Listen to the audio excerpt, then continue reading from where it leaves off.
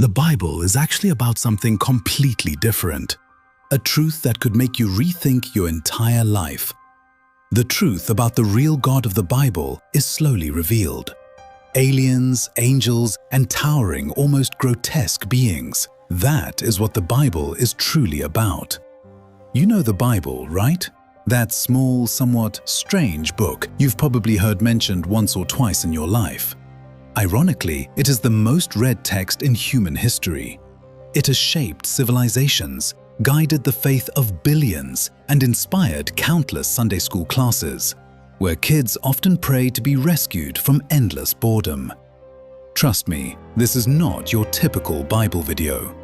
In today's episode, I'm going to reveal some truly disturbing secrets the Bible doesn't want us to know. Before we begin, leave a comment saying "lucky" to avoid bad luck in the new year. Now, stay with me until the end of the video, because that's where I'll reveal everything. Chapter 1. The things the Bible covers up that you may not know. The first sky god of religion. I'm going to start with the name of a god you've probably never heard of. Dyaus. Scholars believe he was the original sky god, extremely ancient, one of the earliest gods humanity ever worshipped. In the earliest stages of human history, people looked up at the sky and realized that rain made crops grow. They connected this to human reproduction, linking life itself to rain and harvests. This is how the first idea of a sky father and an earth mother was born. During the Stone Age, early Indo-European peoples spread across Europe and Asia. Wherever they went, they carried with them the belief in a god who lived in the sky and sent rain to fertilize the earth. This god was the father of all other gods, and definitely not someone you wanted to upset, unless you enjoyed watching lightning destroy your crops. Many gods we're familiar with trace their origins back to Dyaus, including the very concept of God in Christianity. Zeus comes from Dyaus. Jupiter comes from Deus Pater. The Norse had Dios. The Hittites and Celts also had gods with similar names. Even the words deity and day come from Dyaus. This was humanity's first superstar, a name that still echoes through our languages today. But his power didn't last forever. Over time, Dyaus faded as new gods took his place. In the Vedic tradition, his own son, Indra, seized power and became the primary sky god. Even in the Rig Veda, Dyaus is rarely mentioned on his own.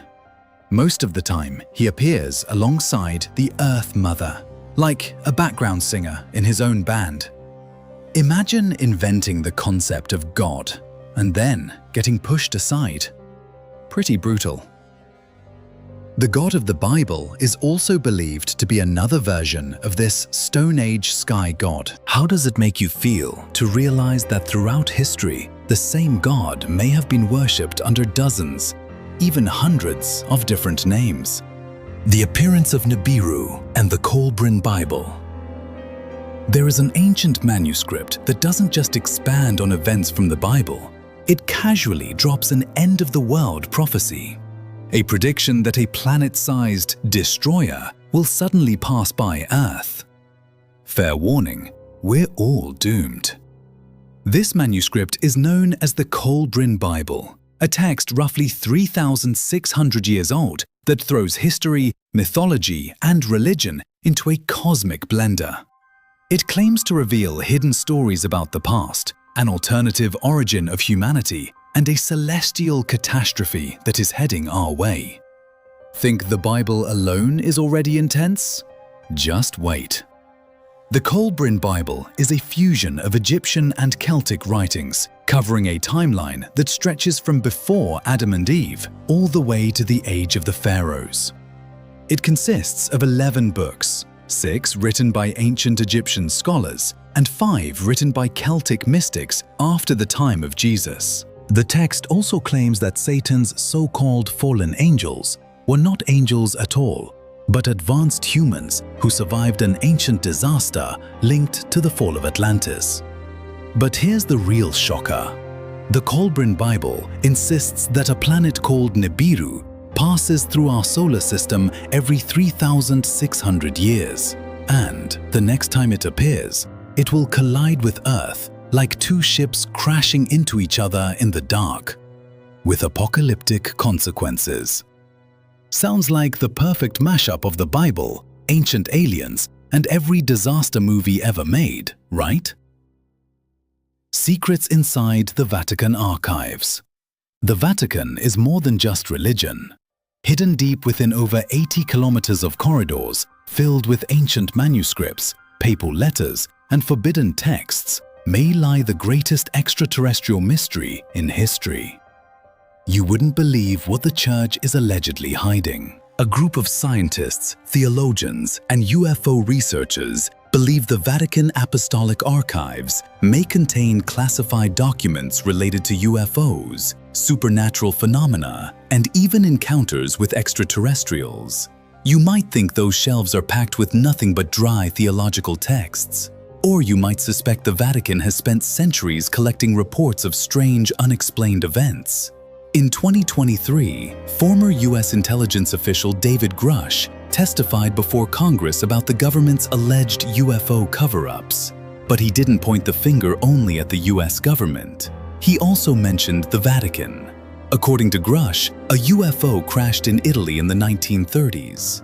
After Mussolini recovered the wreckage, Pope Pius XII secretly passed the information on to the United States. When these claims surfaced, the head of the Vatican Archives, Marco Pagano, laughed them off. He compared requests for UFO files to asking for Pontius Pilate's private letters or the Virgin Mary's diary, things that simply don't exist. But can we fully trust that denial? If the Vatican really were hiding secrets about UFOs, they probably wouldn't be in a hurry to admit it.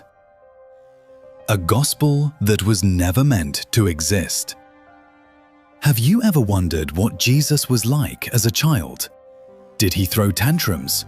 Did he wet the bed longer than other kids? The Infancy Gospel of Thomas, not to be confused with the more famous Gospel of Thomas, is an ancient text that tries to fill in the massive gap in the Bible between Jesus' birth and his adulthood. But its contents were so controversial that the Church tried to bury it forever, and nearly succeeded. This Gospel describes Jesus between the ages of 5 and 12, and it looks nothing like the gentle, peaceful Christmas image you're used to. Imagine Home Alone, but instead of Macaulay Culkin setting traps, it's a young Jesus performing miracles, lecturing scholars, and straight up killing people. Yes, child Jesus was a killer. One child accidentally splashed water on Jesus, and Jesus immediately struck the boy dead on the spot, like Zeus throwing a lightning bolt from the sky. To put it mildly, this kid was terrifying. Later, the text says another child bumped into Jesus, and Jesus cursed him, causing him to drop dead instantly. Look, we were all a little cranky as kids, but this is next level. 2 deaths before the age of 10, and this is the guy who's supposed to be the savior. And guess what happened when the parents of the dead children complained? Jesus blinded them. Seriously, someone please put this kid in timeout. The Gospel even claims that Jesus was considered so dangerous that when another boy fell off a roof and died, everyone immediately blamed Jesus. To clear his name, Jesus brought the boy back to life so he could testify that Jesus hadn't pushed him. Don't worry, this mini serial killer eventually grew out of his Dennis the Menace meets Stewie Griffin phase. As a teenager, Jesus stopped punishing people and began healing them instead, leaving everyone amazed by his divine wisdom. I don't think it takes much explanation to see why the Church decided to exclude this gospel. It portrays Jesus killing children. And this isn't the only strange gospel left out of the Bible. Dozens, maybe even hundreds of texts have been lost over time, or deliberately erased by the Vatican.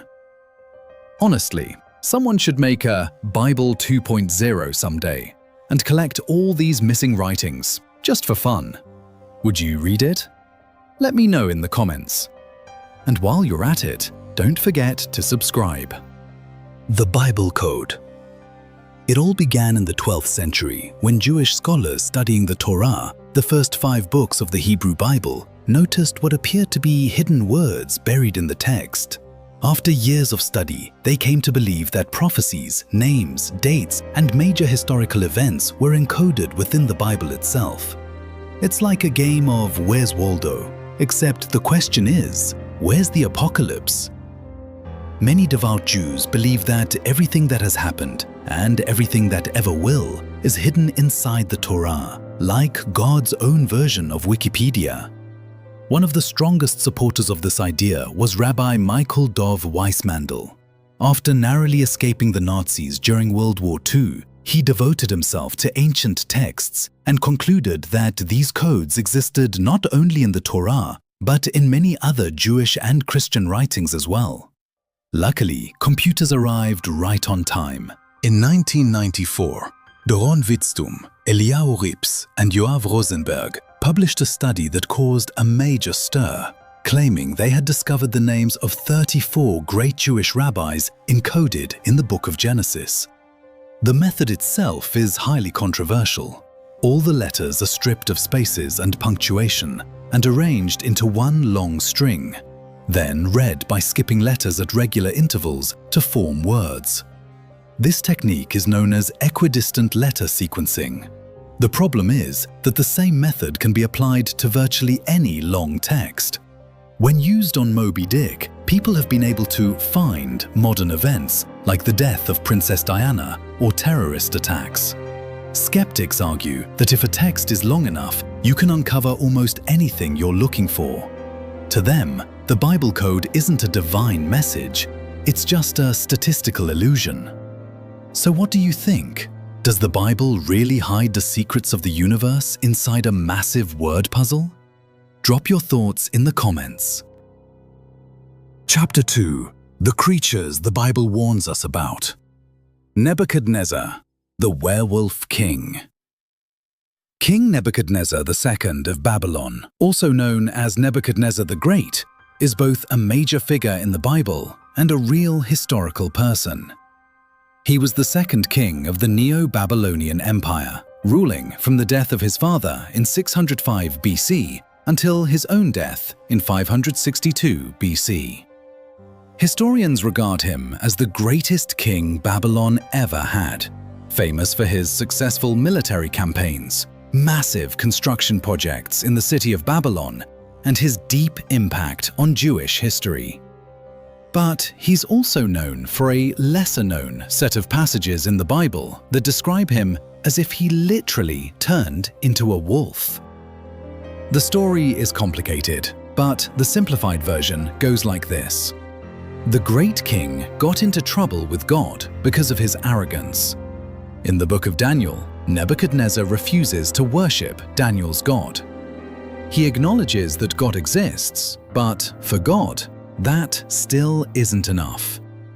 As a result, God sends the king a nightmare, warning him that if he doesn't worship properly, he will be turned into a beast. Eventually, when Nebuchadnezzar continues to refuse, the curse is unleashed.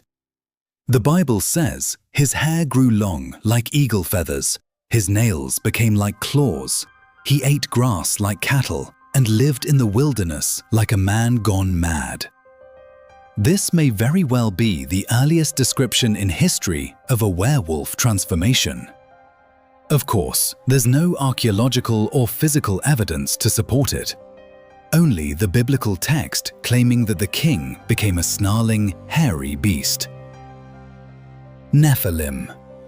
The Nephilim are believed to be the offspring of human women and male giants. These beings are mentioned in the book of Genesis, along with several non-canonical texts.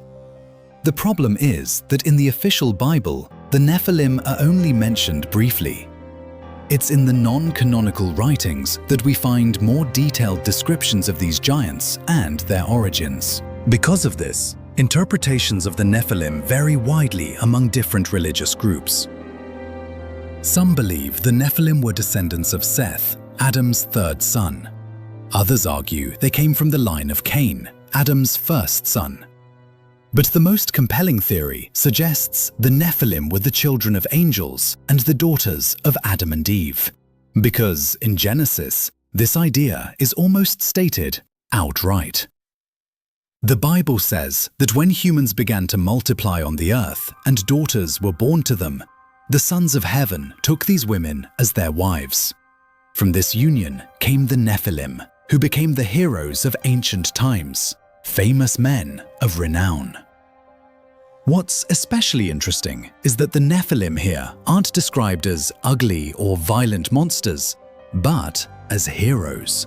Yet, in many popular interpretations, they're portrayed as corrupted offspring, born from angels twisted by desire and turned into monstrous beings. After the Nephilim appeared on earth, God was forced to bring about the Great Flood, restoring order to the world by wiping out what was seen as an abomination. Behemoth. Behemoth is described by Job as a massive and terrifying creature, immeasurable in size and unmatched in strength. What's interesting is that in the Bible, Job seems strangely familiar with this unstoppable, fearless being. Behemoth is portrayed as a plant-eater that lives near water with a body packed with muscle. No one can hunt it or capture it. Some people believe Behemoth may have been a dinosaur. It's important to note that Behemoth and Leviathan aren't central characters in the Bible's storyline. God simply uses the two most powerful creatures in the world to remind Job how small and insignificant humans really are. Leviathan is described as a dragon-like sea creature, while Behemoth can be seen as its land-based counterpart. While historians often argue that Behemoth was just a hippopotamus or a rhinoceros, others suggest it could have been a dinosaur. Some Christians don't believe dinosaurs lived millions of years ago. Instead, they believe God created them around the same time as humans and that people once lived alongside dinosaurs. Because of this, many think Behemoth may have been a Diplodocus or an Apatosaurus. The beasts of the Book of Revelation. In fact, the Book of Revelation describes not one, but two beasts. The first beast rises out of the sea and is granted immense power by an evil dragon. It crawls up from the dark abyss to bring destruction upon the world. Then a second beast emerges from the land, acting like an assistant to the first, commanding humanity to worship it. One thing is certain: the two beasts warned about in the Bible stand in direct opposition to God. They are servants of the King of Darkness, horrifying creatures that will persecute the saints, manipulate earthly rulers, and prepare the world for the final battle at Armageddon. That said, in Revelation, these beasts aren't invincible forever. Both are ultimately defeated by Jesus and thrown into the lake of fire. But before their destruction, the Book of Revelation says they will torment humanity and exert a powerful influence over the world. The first beast, the beast from the sea, is especially terrifying. It has 7 heads and 10 horns, with a crown on each horn. Blasphemous names are written all over it. It looks like a twisted blend of a leopard, a bear, and a lion. The creature is so grotesque that people can't help but stare in awe, and then follow it. The second beast, the beast from the land, also known as the false prophet, is even more cunning. According to the Bible, it will force everyone to receive the mark of the beast on their right hand or forehead, branding them before Judgment Day. Jesus, the ghost of the New Testament. In the New Testament, there isn't much discussion about ghosts or spirits from other dimensions. But there is one notable mention in Matthew 14:26. When the disciples saw Jesus walking on water, they thought he was a ghost and cried out in fear. That alone tells us that people 2,000 years ago believed ghosts could appear in everyday life. There's another passage in Luke where Jesus tells them to look at his hands and feet and touch him, saying that a ghost does not have flesh and bones, as you see that I have. The Old English wording isn't perfectly clear, but it seems that Jesus isn't denying the existence of ghosts. He's simply saying that he is not one. And that's the key point. If we go further back into the Old Testament, we find the story of King Saul. When he was in serious trouble with the Philistines, Saul summoned the spirit of the prophet Samuel to seek guidance. In the Old Testament, spirits are described as coming up out of the earth, and Saul even falls face down to the ground to speak with the spirit through the dust. The conclusion many people draw from this is simple. The Bible teaches that spirits exist, just like angels and demons. Thankfully for everyone, the Bible doesn't say much about haunted houses. So, which monster from the Bible scares you the most? Let me know in the comments. Chapter 3. Gods you may not know that the Bible records. El, the name of God. El may be the oldest name for God that we know of. In ancient Hebrew, the word simply means God or deity. This translation is extremely important because another ancient Hebrew name for God, Yahweh, is translated as the Lord. Even the word Allah in Islam can be traced back to the ancient biblical word El. In the Bible, El appears as the primary god worshipped by the Jewish people before the time of Jesus. He is called El Shaddai, meaning God Almighty, or El Elyon, meaning God Most High. In every case, El is the name used for God before he revealed the name Yahweh to Moses in the Old Testament. However, the truth surrounding this ancient deity is far more complex. One major issue with ancient gods is that many of them were essentially the same figure, just known by different names. We know that the Israelites were not the only people who worshipped a supreme god called El. The Canaanite civilization also worshipped El as the creator of heaven and earth. He was seen as the father of humanity and the husband of the great goddess Asherah. In Canaanite mythology, El was not the only god, but the father of all other gods. Many biblical scholars and historians believe that ancient stories about El influenced later gods. For example, Zeus, the Greek father god, was later copied by the Romans and renamed Jupiter. El may also have inspired the monotheistic god Yahweh, whom we now simply call the Lord. Tracing the development of ancient religions is incredibly difficult. Scholars are still unsure whether the Israelites borrowed Canaanite stories when forming monotheism, and the true role of El in that process remains unclear. At one point, some Israelite groups believed in multiple gods. Eventually, however, they came to agree that Yahweh, or El, was the one true God. Baal. Baal was a fertility god worshipped by the ancient Canaanites and Phoenicians. Unlike the pre-Christian Israelites, the people of Canaan and Phoenicia followed a full pantheon of gods. Baal was one of the most widely worshipped deities in the region. During the period of the Judges, and later during the reign of King Ahab from around 874 to 853 BC, Baal was worshipped in different ways, depending on the location. In some traditions, Baal was considered the son of El and Asherah. In others, he was seen as even more powerful than El himself. Still, one theme appears in nearly every version of the myth. In Canaanite mythology, Baal is constantly at war with Yam, the god of the sea, and Mot, the god of death. This closely mirrors Greek mythology, where Zeus repeatedly clashes with his brothers Poseidon, the god of the sea, and Hades, the god of the underworld. In many ancient religions of the region, three major gods ruled over the three great realms: the sky, the sea, and death.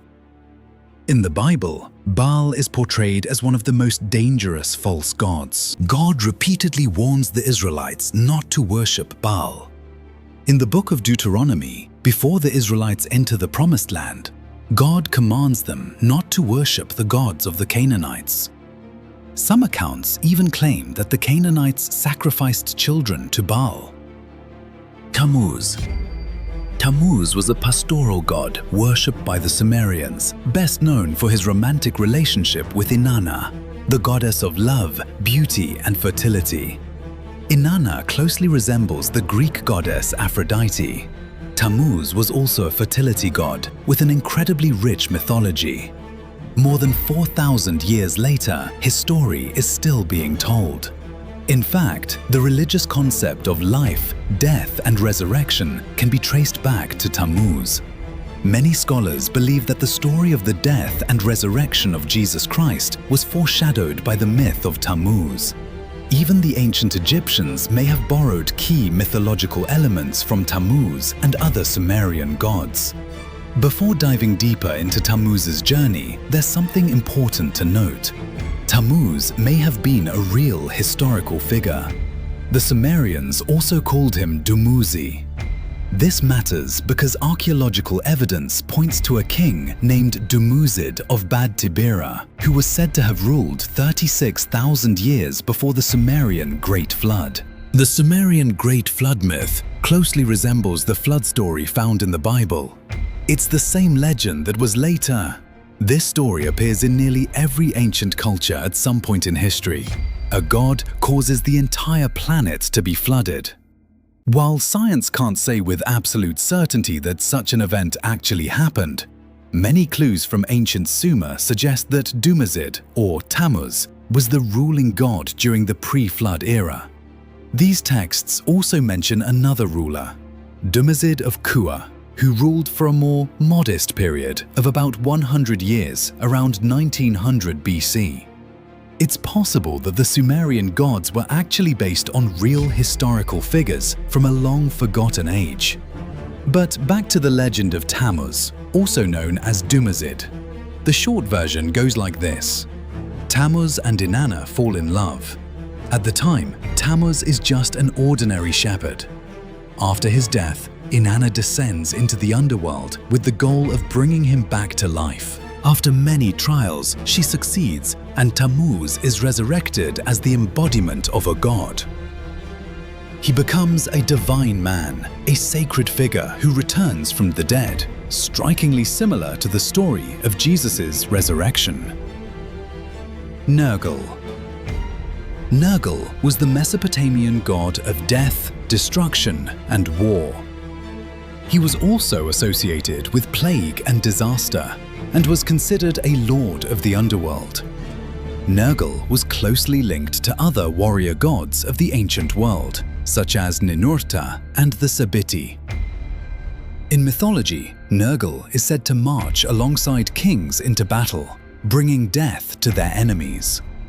He was also infamous for dragging humans into his cruel dimension, a realm of torture and chaos. Within Mesopotamian lore and belief, Nergal was feared above all. He commanded an army of savage demons and ruled over forces of destruction and anarchy. Like many ancient gods, however, Nergal's origins are unclear. He is believed to have first appeared in the city of Cutha in Babylonia around 2900 BC, nearly 5,000 years ago, during the early dynastic period. He was also known by another name, Meslamtea. Originally, the Sumerians worshipped him as a symbol of summer. That may explain why he later evolved from a summer god into a god of death. Nergal became associated with the brutal heat of midsummer and with crops withering in the fields. The Sumerians believed the sun's destructive power reflected the anger and hatred of Meslamtea. By the time of the Ur-3 period, around 2047 BC, he had fully transformed into a Satan-like figure. Meslamtea had become Nergal, and he continued to be worshipped until the fall of the Assyrian Empire in 612 BC. Around the same time, another god named Era appears. Babylonian scholar Jeremy Black suggested that Nergal and Era were essentially the same deity. Though they began as separate gods of death, they were gradually merged into a single figure. And if you're wondering, yes, his name does appear in the Bible, in the Book of Kings. Christians often associate Nergal with demons because of his malevolent traits, much like the Egyptian god Set. Marduk. In Babylonian mythology, Marduk was the king of the gods. He was the patron deity of the city of Babylon and a symbol of justice, mercy, rebirth, fairness, healing, agriculture, and even magic. He was also a storm god, able to control thunder and lightning, much like Zeus in Greek mythology. Marduk's most famous temple was Etemenanke, built in the heart of Babylon sometime between the mid-14th and 9th centuries BC. No one knows the exact date, only that the temple was destroyed in 689 BC by King Sennacherib of the Neo-Assyrian Empire. Many believe Etemenanke was the inspiration for the biblical story of the Tower of Babel, since it was once the largest structure in the world at the time. Today, Marduk's great temple lies in ruins, about 90 kilometers from Baghdad, within the abandoned city of Babylon. So where did Marduk come from? Some theories suggest he originated from an older god worshipped by early farmers, known as Asaluhi, also called Bel. Marduk was the son of Enki, the god of wisdom, also known as Ea. And once again, we return to a familiar connection, the link between Ea and El. Both were primary creator gods and were almost certainly different regional versions of the same divine figure across Mesopotamia. Around 3,000 years ago, religion was incredibly diverse. People living in neighboring cities could hold completely different beliefs about the same god. But unlike many other gods of Sumer, Assyria, and Babylon, Marduk rose to a status nearly equal to Yahweh. He was worshipped widely with intense devotion, much like the Israelites worshipped Yahweh. If Babylon had not been destroyed in 689 BC, it's very possible it would have become a monotheistic society, with Marduk as the one true god. Nisroch. Nisroch was an agricultural god of Assyria. According to the Hebrew Bible, King Sennacherib was worshipping Nisroch in a temple when he was assassinated by his own two sons. The princes were furious that the king had destroyed Babylon in 689 BCE, so they waited until he turned his back to pray and then killed their father. In the writings of Josephus, Nisroch is referred to as Dagon. However, like many ancient Mesopotamian gods, his true identity and original name are difficult to pin down. He was also called Nusku, and according to some sources, he may even have been known as Nimrod. Some believe he was a fire god, while others say he was a god of agriculture. But everyone agrees on his appearance. Ancient Assyrian carvings consistently depict Nisroch as a powerful deity with the head of an eagle, a muscular body, and large wings. At the ruins of Nineveh, there is a remarkably well-preserved relief showing Nisroch sprinkling water on the sacred tree. The story becomes even stranger when the name Nisroch is said to come from the Hebrew word neser, meaning a piece of wood. According to legend, King Sennacherib discovered a wooden plank during his campaign in Judah, brought it back to Assyria, and later believed it to be a fragment of Noah's Ark. The king worshipped this piece of wood as an idol, and not long after, he was killed by his sons. The connection between a piece of wood and an eagle-headed god is not very clear, but it highlights how confusing ancient gods' names can be, shaped by early translations and meanings lost over time. If you're not confused enough yet, listen to the names of Sennacherib's two sons, Adramelech and Sharezer. Ironically, Adramelech is also the name of a Babylonian god mentioned in the Bible. And it doesn't stop there. Nisroch is also the name of a demon. The Dutch demonologist Johann Weyer listed Nisroch in his 1577 work Pseudomonarchia Daemonum. According to Weyer, Nisroch was the chief cook of hell, Satan's personal chef. This shows how a god can evolve across the ages. Nisroch likely began as a winged Assyrian deity around 3,000 years ago. Over time, he was transformed, and by the 16th century, he had become a griffin-headed demon cooking soup in hell. If you could choose to be an ancient god for a day, who would you pick? Share your thoughts in the comments, and don't forget to subscribe to the channel.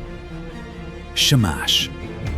Shamash was also an ancient Sumerian god, but he stood in complete contrast to Nergal. Shamash was the god of the sun, the lord of divine justice, and the son of Nanna, the moon god. He was the twin brother of Inanna, the goddess of love mentioned earlier. He was also the brother of Ishkur, the god of storms, and Ereshkigal, the queen of the underworld. As you can see, Sumerian mythology is filled with vivid figures, many of whom ruled over domains strikingly similar to those of Egyptian, Greek, or Roman gods. According to early Sumerian texts, Shamash may have entered the Mesopotamian pantheon around 5,500 years ago. He was not a god of brute strength or warfare. His power lay in wisdom. He was often depicted as a bearded old man, with rays of light shining from his head. In some images, a solar disk floats above him. This disk looks very much like a halo, and was almost certainly the inspiration for the halos that later appeared in Christian art. The Sumerians believed Shamash was a real god. In the Code of Hammurabi, one of the oldest law codes created around 1792 BCE, Shamash is explicitly named as the deity who granted humanity the laws they were meant to follow. This may echo the image of God giving the 10 Commandments to Moses, though the connection might be a bit of a stretch. When Christianity began to spread widely, Shamash became a figure of the past. However, his influence can still be seen in the development of the image of Jesus. Shamash was called the light of the world, the one who illuminates humanity, and the son of one of the most powerful gods. Chemosh.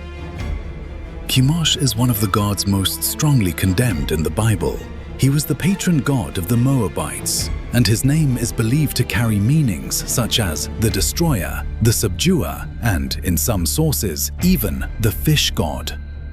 According to Judges 11:24, Chemosh was also regarded as the god of the Ammonites. The Old Testament records that the worship of Chemosh was brought into Jerusalem by King Solomon, meaning he deliberately introduced the worship of a false god into the Holy Land.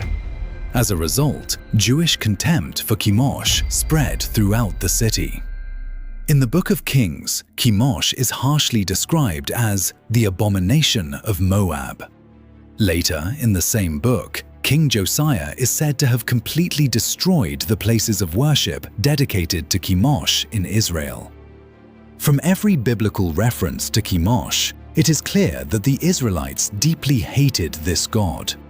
They also despised the Moabites, even though the Moabites shared the same ethnic roots. The Old Testament states that the founder of the Moabite people was Moab, the son of Lot and the nephew of Abraham.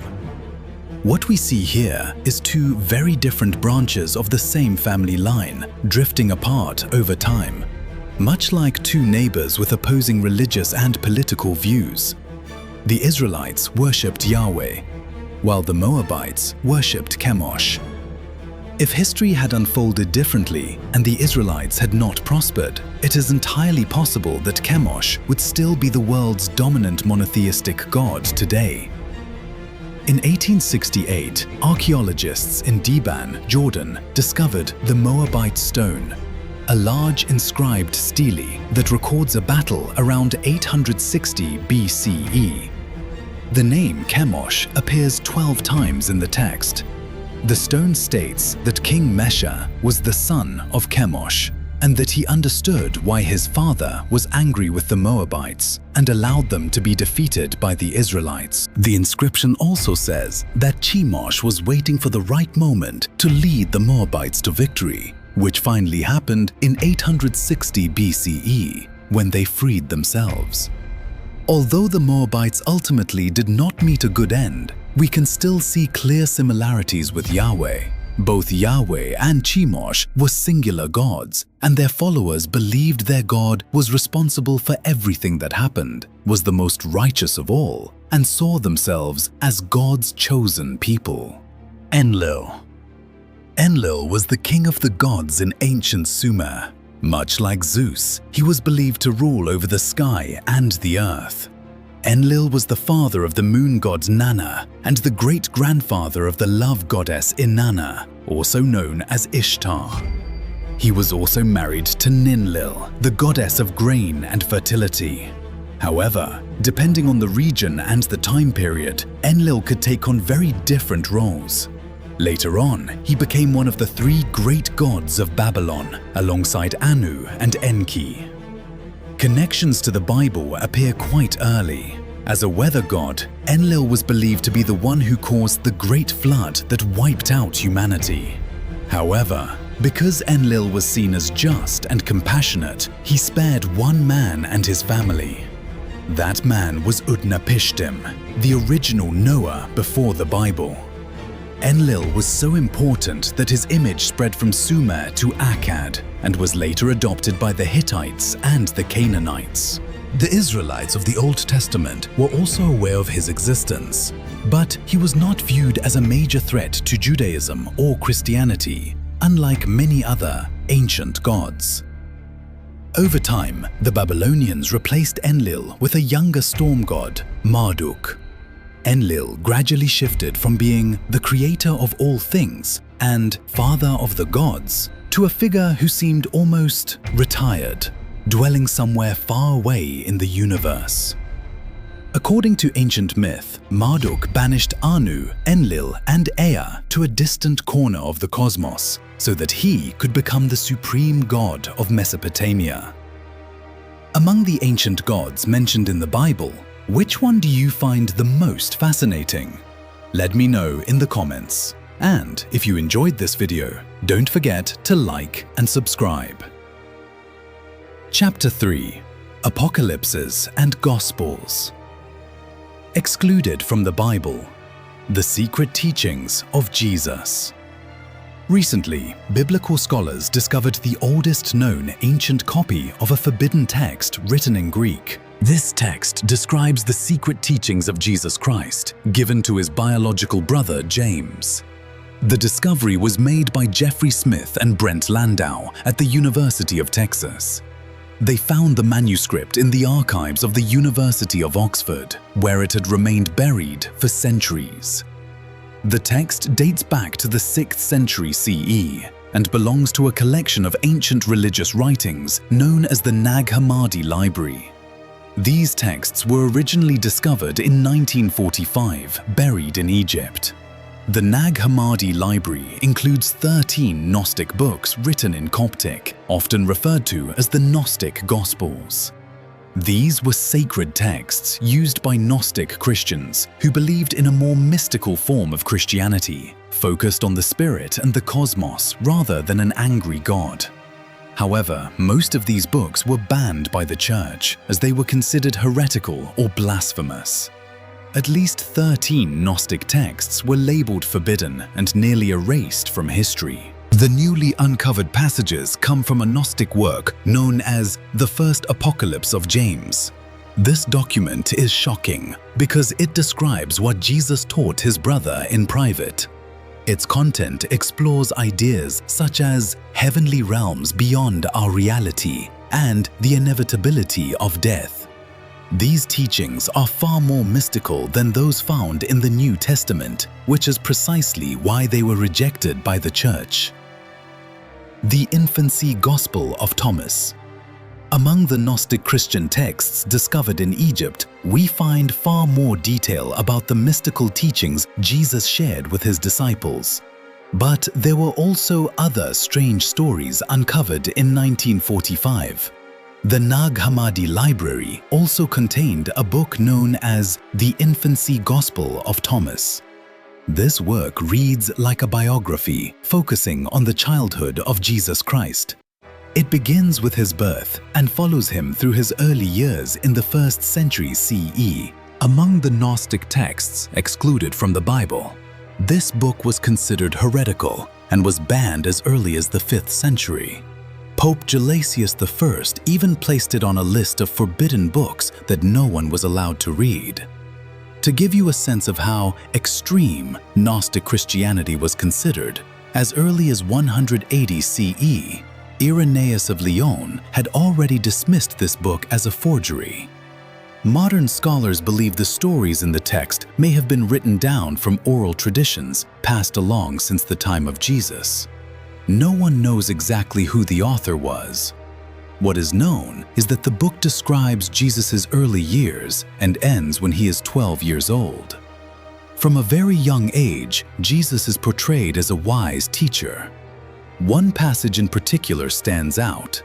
When a teacher tells him to recite the letter Alpha, Jesus replies, "First tell me what Beta is, and then I will tell you what Alpha is." The book is filled with riddles and mysterious teachings like this, making it difficult to understand and deeply unsettling to early church authorities.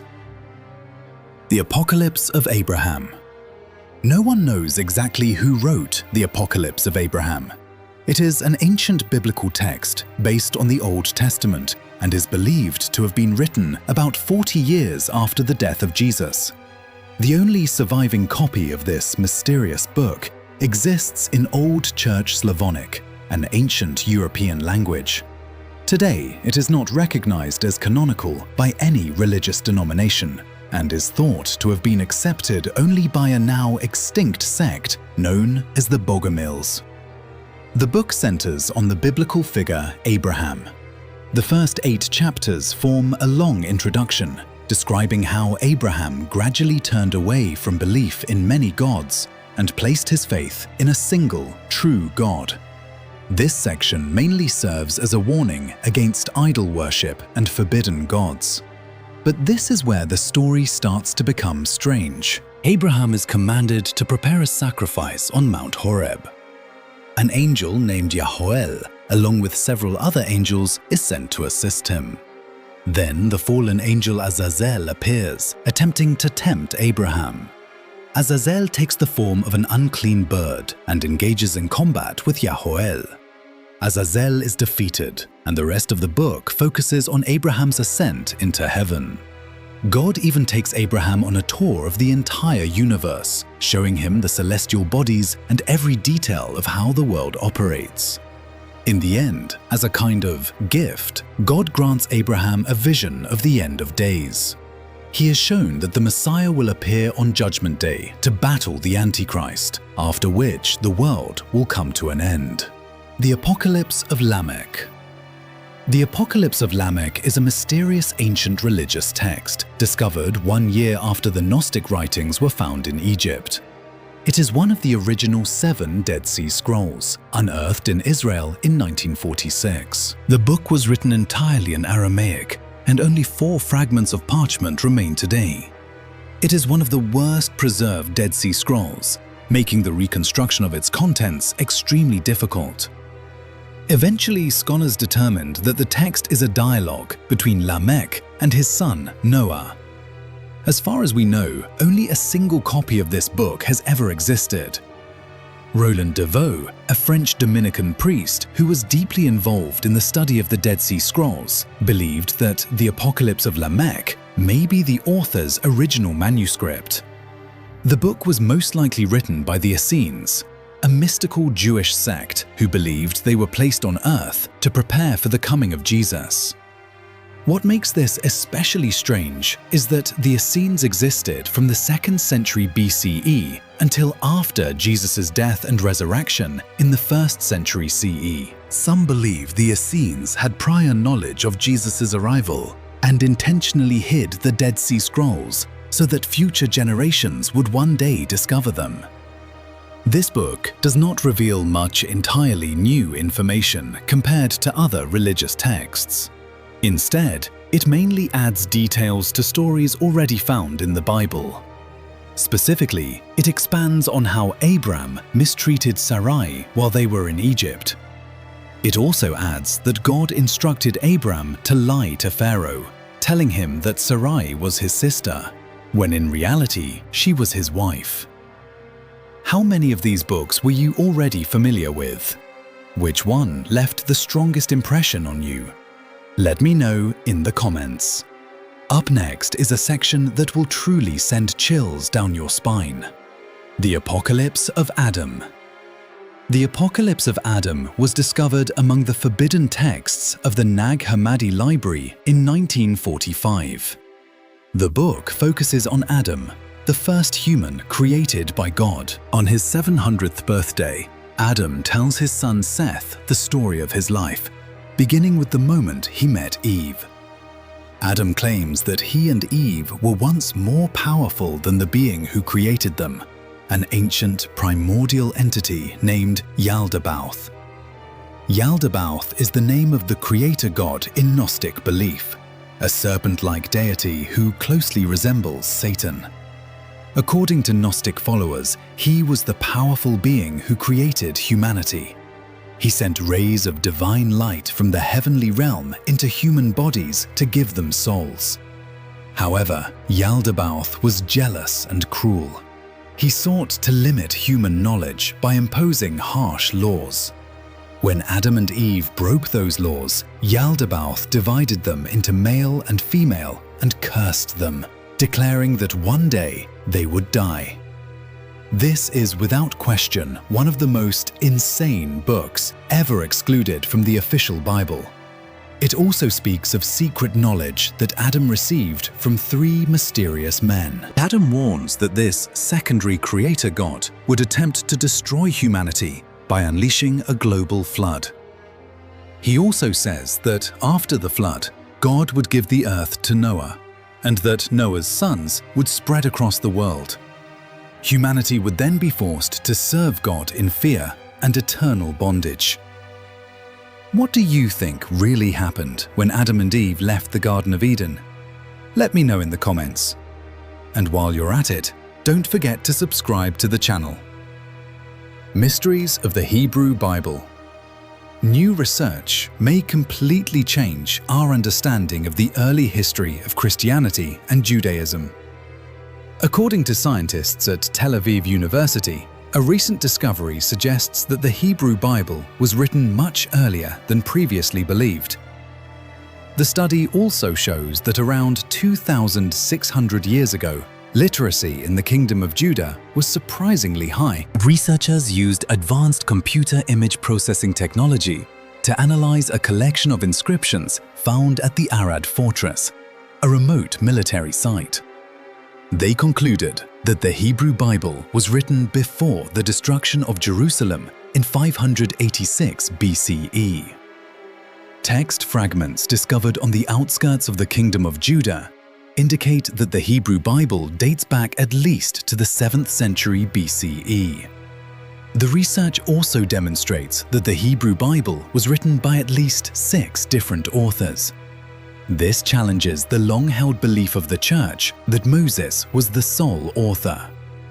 By analyzing word choice, writing style, handwriting, and extremely subtle details, computers detected what the human eye could not: faint traces of 6 authors with closely aligned ideas.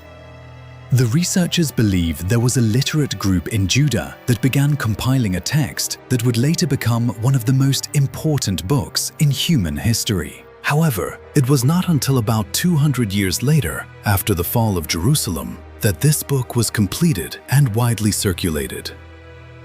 The Book of Giants.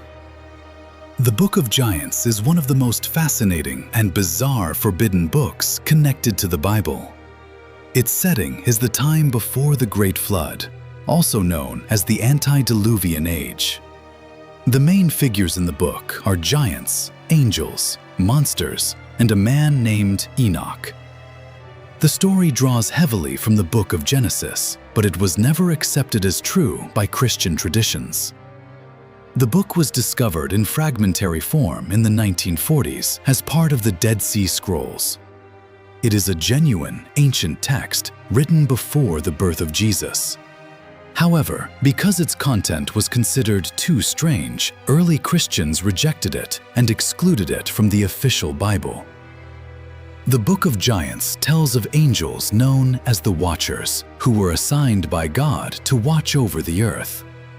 But while carrying out their duty, they became captivated by human women. These angels abandoned their posts and had relations with mortal women, which led to the birth of horrific beings known as the Nephilim.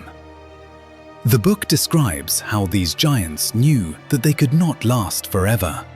Their existence was not entirely their own fault, but it was still considered an abomination. The giants even dreamed of the coming Great Flood and their own unavoidable deaths. One giant, named Mahawai, eventually sought out Enoch and begged for help. Enoch told the giants that they needed to stop living in sin, but they refused to abandon their wicked ways. As a result, they were all swept away by the flood. As for the Watchers, beings who could not be killed by water, they were later captured by angels and imprisoned forever in a dark abyss. Chapter 4. The dangerous secret society known as the Priory of Sion. The Freemasons, the Rosicrucians, the Illuminati. These are secret societies humanity has long known about, and which may still quietly influence some of the most important events in the world today. They operate in the shadows, whether through mysterious rituals, seductive underground activities, or esoteric knowledge passed down for centuries. These secret orders and brotherhoods have always fueled our imagination. How did they rise to the power they hold today? Conspiracy theories about a new world order and the fate of human civilization abound. Behind it all lies a mystery known as the Order of Sion, a secret society believed to have been founded in the 11th century and to have played a key role in preserving certain forms of hidden knowledge. Who were they? Over time, they were known by many names: the Guardians, the Priory of Zion, and others. It is believed that the Order of Sion was devoted to a mystical bloodline descending from Jesus Christ and Mary Magdalene, along with sacred teachings passed down to their descendants. The order is also said to have created the Knights Templar. The Order of Sion remains shrouded in mystery, and very little is known about it due to limited and often contradictory information. Its very existence has long been questioned, and its supposed activities were frequently dismissed. The secret society only truly captured public attention a few decades ago, in 1982, after appearing in several books and documentaries, including The Holy Blood and the Holy Grail by researcher Michael Bagent and The Da Vinci Code by Dan Brown. Also known as the Priory of Zion, this ancient and highly influential order was said to have been led by a series of Grand Masters, including famous figures such as Leonardo da Vinci, Victor Hugo, and Isaac Newton. Saunier is believed to have discovered documents describing a secret society called the Order of Sion, tasked with protecting the descendants of Jesus Christ. These so-called secret dossiers may sound like pure fiction, but the sheer effort put into creating them and the sources cited as evidence have convinced many that there may be some truth behind them. Even the French writer Gérard de Sède, who spent considerable time trying to debunk the so-called Merovingian evidence in The Secret Files, admitted that the academic sources and scholarly research used were far too extensive and substantial, well beyond what one would expect from an ordinary hoax. There is a theory that the Knights Templar blackmailed the church in Rome using documents they had discovered. Documents related to the story of Jesus as we know it.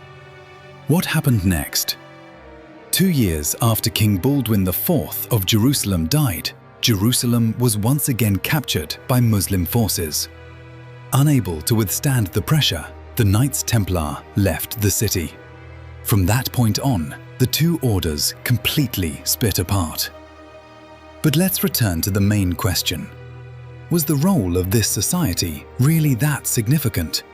The most common story among those who believe the order truly existed is this. The purpose of the Order of Sion was to preserve the bloodline of Jesus and Mary Magdalene. In short, they believed that Jesus and Mary Magdalene were married and had children. When Jesus was crucified, Mary fled to France with their children. From there, the descendants of Jesus settled in the region and eventually formed the Merovingian dynasty, the Frankish royal line that ruled from the 5th to the 8th century over what is now France, Germany, Belgium, and the Netherlands. The heirs of this dynasty are said to have gone into hiding in the shadowy regions of southern France, more specifically in the legendary village of Rennes-le-Château. According to this theory, the mission of the Order of Sion was to protect and safeguard the interests of the Merovingian family.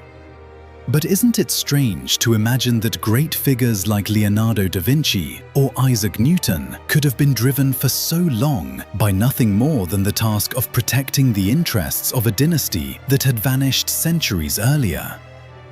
Our research led us to two rather shocking books: The Templar Revelation and The Revelation of Sion. According to these works, the secret of the Order of Sion was not simply about preserving the bloodline of Jesus and Mary Magdalene, nor was it directly connected to the Holy Grail. The conclusions these books draw about the true secret of Zion are bold and may not be widely accepted. Still, we share them here as an interesting perspective worth thinking about. They argue that Jesus Christ was a disciple of John the Baptist, and that John's teachings were largely rooted in Egyptian mystery religions centered on Isis, Osiris, and Horus. According to this view, Jesus was initiated into John the Baptist's inner circle. Mary Magdalene is said to have had a sacred, ritual-based relationship with Jesus, consistent with these religious beliefs. As an initiate into the mysteries, she would have held a status equal to that of Jesus himself. Meanwhile, Jesus' disciples were not initiated into the inner mysteries of his teachings, and the term Christ meant something very different to people in biblical times than it does today. These books support the idea that many images and stories in the canonical New Testament were actually adapted versions of much older narratives from other religious traditions, rather than being entirely unique. Jesus is presented as one of many initiates into ancient knowledge, someone who demonstrated how and why this knowledge was passed down. The authors also suggest that Leonardo da Vinci may have embedded hidden messages in his artwork, messages that could only be understood by others who were willing to open themselves to their meaning. On the surface, these paintings appear to depict simple biblical scenes, but beneath that, they reveal Leonardo's beliefs about the true role of John the Baptist. I woke up and realized that the rest of the world was still asleep. Leonardo is a truly fascinating case. There does seem to be some kind of secret organization behind his way of thinking. But was it really the Order of Sion, as some claim? If Leonardo truly was a member of Zion, then this secret society must have played a major role in his life, especially in his relationships with powerful patrons such as Lorenzo de' Medici and Francis I of France, who may themselves have belonged to the same circle. Clearly, the Order of Sion exerted a strong, perhaps even unique influence on Leonardo and several other Renaissance artists. Much like the Freemasons today, this brotherhood offered material support and social status, allowing young artists to gain access to the most powerful royal courts in Europe. Beyond the role of John the Baptist, another biblical figure of enormous importance to the Order of Sion was Mary Magdalene. According to legend, Mary Magdalene traveled by sea to southern France and lived there for the rest of her life. What is remarkable is that her influence in this region was so strong that even today she is not only revered but loved with a deep and almost passionate devotion. The image of Mary Magdalene as a repentant sinner was actually a later invention of the Church. Her portrayal in the Gospels of Matthew, Mark, Luke, and John has nothing to do with the image later constructed by Church tradition. In fact, aside from Mary, the mother of Jesus, Mary Magdalene is the only woman named explicitly in all 4 canonical Gospels.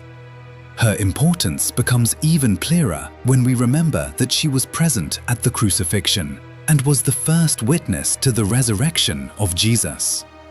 According to the Gospels, she was not only the first woman, but the first person of any kind to see Jesus after he emerged from the tomb. This is a fact that is often overlooked, especially by those who believe that only the male disciples can be considered the true apostles of Christ. The authority of St. Paul, and by extension of the Church as an institution, rests on the belief that Paul was the first of the disciples to see the resurrected Jesus. Yet the texts of the New Testament say the opposite, directly contradicting the Church's official teaching. It was not Paul, but Mary Magdalene. And it doesn't stop there. She was not only the first witness to the resurrection, but also the first disciple to receive a direct command from Jesus. He instructed her to announce his resurrection to the other disciples. It was only after the Church became an official institution, under the strong influence of St. Paul, that the role of women was reduced to a minimum. This process was retroactive. In other words, although women did not hold a secondary role in early Christianity, Paul and his supporters worked to push them to the margins and to blur their presence in history. The story of the Order of Sion may sound like a conspiracy theory and be difficult to accept, but even though the current evidence clearly favors the skeptics and the non-believers, it would still be a mistake to dismiss this perspective outright simply because of bias. At least until we can answer a few important questions. The first and most obvious question is this: why would anyone put so much effort into creating such an elaborate fictional story? And don't forget, if the Order of Sion truly is nothing more than a hoax, then it may be one of the most sophisticated hoaxes in human history. That alone makes it worth investigating. Let me know in the comments below, what do you think about the Order of Sion? Chapter 5. The Chronovisor. A device everyone would want to experience at least once. Have you ever dreamed of being able to travel through time and witness historical events with your own eyes? According to Father Pellegrino Maria Ernetti, that dream may already have become a reality through a device known as the Chronovisor. This mysterious machine was allegedly developed in complete secrecy by a group of scientists in the 1950s. It is said to allow users to see and hear events from both the past and the future, including the crucifixion of Jesus and the destruction of Sodom and Gomorrah. Humanity has endured countless challenges. We have created astonishing inventions and technologies, yet some have been hidden for various reasons. We know about Nikola Tesla and free energy, Leonardo da Vinci and his extraordinary mind, Albert Einstein and many others. However, due to the long-standing dominance of the Church, a great deal of knowledge was kept secret and controlled by a select few. Today, we explore one of those forgotten inventions, what has been revealed, what remains hidden, and leave it to each person to decide what they choose to believe. Pellegrino Maria Anetti was a Benedictine monk, a scholar, and an international expert in ancient music. He taught early music at the University of Venice, where he conducted extensive research into musical rhythm. Work on this device reportedly began in 1952, when he was working in the electroacoustic laboratory of Father Gamelia at the Catholic University of Milan. During his research, Ernetti claimed to have discovered a new physical principle related to musical frequencies, harmonic resonance, and their connection to the astral plane. That same year, he secretly assembled roughly a dozen scientists and specialists from around the world. An entirely new device was developed under conditions of absolute secrecy. Among the scientists Ernetti mentioned were Werner von Braun, the German rocket engineer who later worked for the United States, and Enrico Fermi, the brilliant physicist who won the Nobel Prize in 1938. In 1972, during an interview with a journalist from Domenica del Corriere in Rome, Ernetti described the chronovisor in detail. A device that not only allowed users to replay sounds and music from the past, but also to see images and even hear human conversations from distant eras. He claimed that he had once listened to an ancient opera that had long been lost. On another occasion, he said the device allowed him to foresee a robbery, giving him enough time to alert the police, who then caught the thieves. This naturally raises a troubling question. Why wouldn't the military or political authorities use such a device? And if they did, what would the consequences be? The real shock came when Ernetti revealed that he had not only observed historical events, but had personally witnessed the crucifixion of Jesus, and had even taken photographs as proof. According to him, the image on the left was captured using the chronovisor, while the image on the right was a similar depiction found in a church in Perugia. He also claimed to have seen the destruction of Sodom and Gomorrah, along with many other historical events, such as the founding of Rome and figures like Napoleon, Moses, and many other key individuals from history.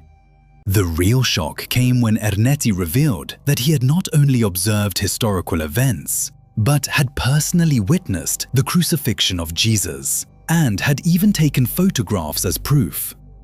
According to him, the image on the left was captured using the chronovisor, while the image on the right was a similar depiction found in a church in Perugia. He also claimed to have seen the destruction of Sodom and Gomorrah, along with many other historical events, such as the founding of Rome and figures like Napoleon, Moses, and many other key individuals from history. The story began in the early 1960s, when Father Francis Brunn happened to meet Ernetti during a walk in Venice. Ernetti explained in great detail how the device worked, even sketching diagrams for Brunn to see. According to him, the chronovisor functioned by capturing residual electromagnetic radiation left behind by past events, then decoding it to reconstruct images and sound. At first glance, it all sounds like pure fiction. But one additional detail makes the story much harder to dismiss. Pierre Monnier, a young French officer killed in battle in 1915, was said to communicate regularly with his mother through automatic writing. His mother later visited the place where her son had fallen and felt a strange sensation, as if she could see and hear fragments of the battle itself. Pierre explained that this was not a hallucination, but a universal natural phenomenon, that faint images of the past always remain. Today, this idea is often referred to as psychometry, a kind of physical impression left behind in space, which can be seen with the inner or spiritual eye. As evidence of the chronovisor, Ernetti presented a photograph of Jesus, meant to prove that he was a real historical figure. However, instead of bringing the Vatican the reassurance Ernetti had hoped for, the invention reportedly caused panic among the Pope and the cardinals. According to some accounts, that very reaction is proof that the device truly existed and actually worked. What terrified the Vatican was the possibility that human use of the chronovisor could overturn an entire fabricated version of history built over thousands of years, and expose the fact that the history found in textbooks and academic records is very different from what truly happened. The Vatican, widely believed by some to be the mastermind behind the distortion of history, could not allow that to happen.